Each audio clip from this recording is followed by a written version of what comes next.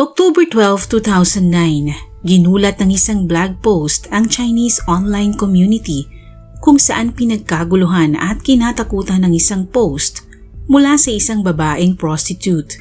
Ayon sa blog ng babae, taglay niya ang nakakahawang sakit na HIV na kanyang ipinasa sa 279 na mga lalaki na kanyang nakasiping. Kalakip ng blog post na ito ang mga masiselang larawan mismo ng naturang babae at ang kwento tungkol sa kanyang buhay. Agad na nagtrending ang katagang HIV girl sa internet searches at umani ang post na ito ng 430,000 hits kasabay ng pagkondena sa babae dahil sa kanyang ginawa. Nakalagay din kasi sa post na ito ang mga telephone numbers ng mga lalaking kanyang nakasiping. Lumikha ito ng matinding impact sa publiko at nakuha ang atensyon ng media.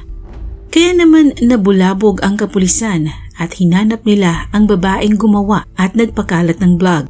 Hindi nagtagal ay kusang humarap sa mga pulis ang naturang babae at sinabing siya'y nakahandang humarap sa media. Sino nga ba ang babaeng ito? Ano nga kaya ang tunay na kwento sa likod ng blog ng misteryosang babae? Bakit nga ba niya inilagay sa napakalaking kahihiyan ang kanyang sarili? Alamin natin ang kasong nagtrending sa China higit 1 dekada na ang nakakalipas.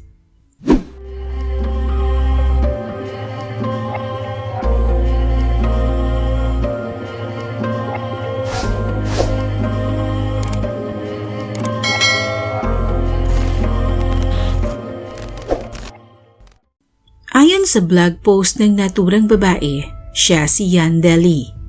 Ipinanganak siya noong 1979 sa Jiaguang, Rongjiang County, Hebei Province, China.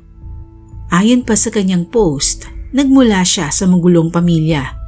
Nag-divorce ang kanyang mga magulang noong siya ay bata pa dahil sa madalas na pag-aaway ng kanyang ama't ina. Hindi nagtagal ay muling nag-asawa ang kanyang ina at isinama siya nito upang bumuo ng panibagong pamilya. Noong una ay inakala ni Deli na may naghihintay na magandang kinabukasan sa kanya at umasa siyang mas mapapaganda ang buhay nilang mag-ina sa piling ng bago nitong asawa. Pero doon siya nagkamali. Hindi niya sukat akalain na mas matindi pa pala ang dadanasin niyang hirap. Ang taong pinakasalan ng kanyang ina na siya sanang poprotekta sa kanya ay siya pala ang gagawa ng kalapastanganan sa kanya. Sa tuwing wala sa bahay ang kanyang ina, sinasamantala ito ng kanyang stepfather upang hipuan siya at gawa ng kahalayan. Hindi siya magkapagsumbong dahil natatakot siyang mapagalitan at nadadala rin siya ng pananakot nito sa kanya. Wala siyang magawa kundi ang umiyak ng tahimik. Nang makatapos siya ng junior high school, lakas loob si Deli na umalis ng kanilang bahay at nagpunta sa Beijing, ang kapital ng China. Ginawa niya ito upang takasan ang buhay na kinasusuklaman niya at doon pinilit niyang mabuhay mag-isa. Namasukan siya ng kung ano-anong trabaho para may makain araw-araw. Nakipagsiksikan siya sa isang kwarto kasama ang 6 pang mga kabataang babaeng tulad niya ay maagang napasabak sa hamon ng buhay.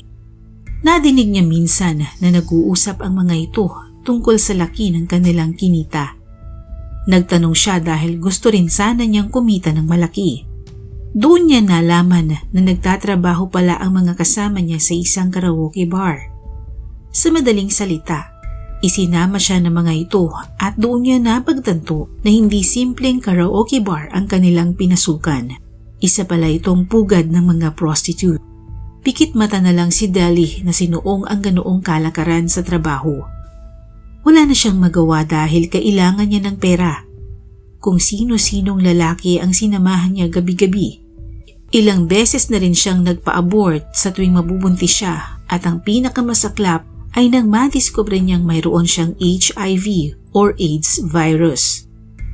Para siyang pinagsukluban ng langit at lupa nang sabihin ito sa kanya ng doktor. Subalit imbes na magmukmok, hindi pa rin siya tumigil sa trabaho at patuloy na sumasama sa iba't ibang lalaki gabi-gabi kahit alam niyang maisasalin niya ang kanyang sakit sa kanyang mga parokyano.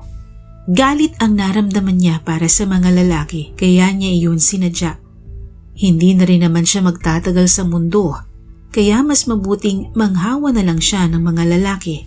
Kaya naman itinuloy-tuloy niya ito hanggang sa umabot ng higit 200 lalaki ang kanyang nakasiping at posibleng nahawahan niya ng HIV.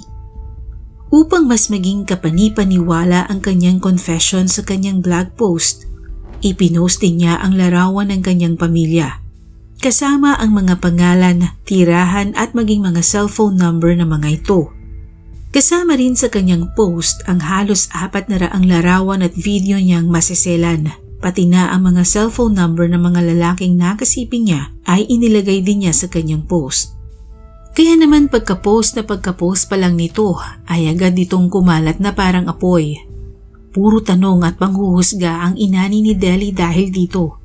Wala raw siyang kahihiyan, walang dignidad at walang respeto sa kanyang sarili. Paano niya ito nagawa at paano ang mga lalaking maaari niyang nahawahan? Maaaring naipasa na rin nila sa iba ang sakit, kaya mas lalong naging komplikado ang sitwasyon.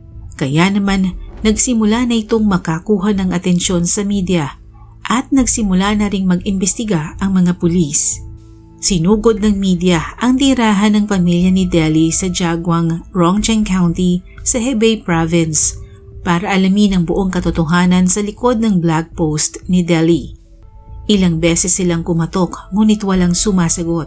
Tahimik na tahimik ang buong kabahayan, subalit hindi pa rin umalis ang media.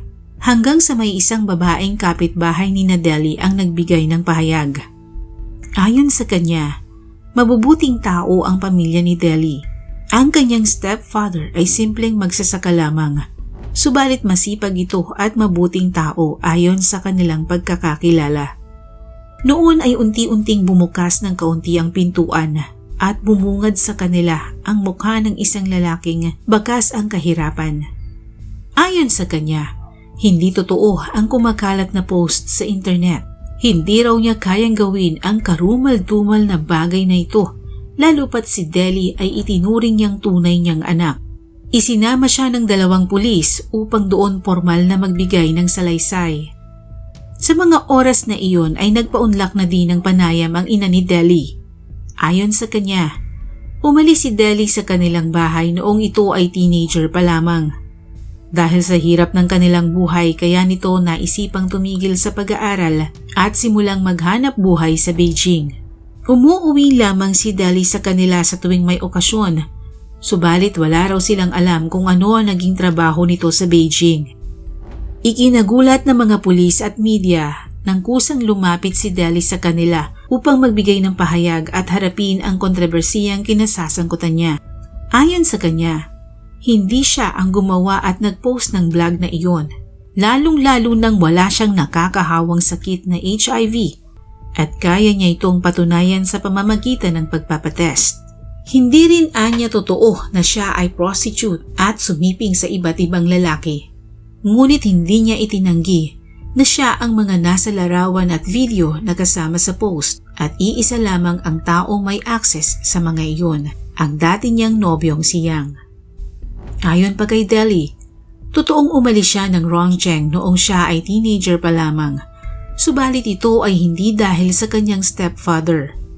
Napakahirap ng kanilang buhay noon, kaya nagdesisyon siyang huminto na lamang sa pag-aaral at tumulong na lamang sa paghahanap buhay. Sa Beijing kung ano-anong trabaho ang kanyang pinasukan, naging dishwasher sa mga restaurant, naging sales lady at kung ano-ano pa. Doon niya nakilala si Yang. Nang maging nobyo niya ito, ay nagdesisyon silang magsama na sa iisang bubong. Ngunit nadiskubre niyang may asawa pala ito, kaya siya nakipaghiwalay. Subalit ayon kay Yang ay hindi palang naaayos ang kanilang divorce at wala na silang ugnayan sa isa't isa. Ganun pa man ay buo ang loob ni Deli, kaya ayaw mang pumayag ni Yang ay hindi na siya nagpapigil.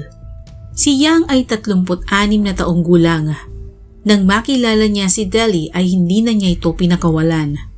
Mahal na mahal niya si Deli at hindi siya makapapayag na basta na lamang siyang iiwan nito. Pero wala na rin siyang nagawa nang makipaghiwalay na si Deli ng tuluyan sa kanya. Hindi siya ganon kabilis tumanggap ng pagkatalo, kaya't isang maitim na plano ang binuo niya upang sirain si Deli. Gumastos siya ng libo-libo para makabili ng gadget para maisagawa niya ang mga nakalatag na plano.